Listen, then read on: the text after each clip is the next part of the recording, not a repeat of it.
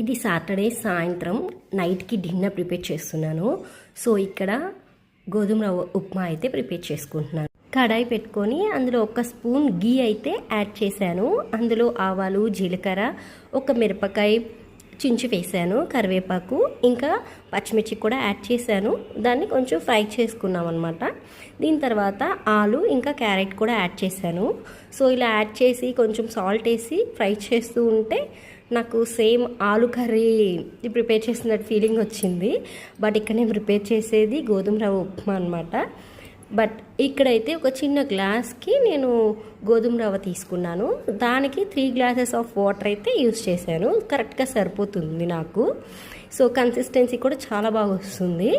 ఇక్కడ నేను ఉల్లిపాయ లేకుండానే నేను ఉప్మా అయితే ప్రిపేర్ చేసుకున్నాను. సో కొన్నిసార్లు మనం పూజలు చేసుకున్నప్పుడు ఉల్లిపాయ, నూనె అలాంటివి యూస్ చేయం కదా. సో అలాగే అనమాట. సాటర్డే రోజు నేను బయట గుళ్ళో పూజ చేయించుకున్నాము. సో ముందు వీడియోలో కూడా చెప్పున్నాను.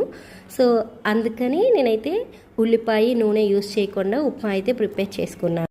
సో ఒక సర్వింగ్ ప్లేట్లోకి ఇలా ఉప్మా అయితే తీసేసుకొని ఇంకా నా డిన్నర్ అయితే ఇలా ఫినిష్ చేసుకున్నాను. వీడియో నచ్చినట్లయితే వీడియోకి లైక్ ఇచ్చి ఛానల్ని సబ్స్క్రైబ్ చేసుకోండి. Thank you so much.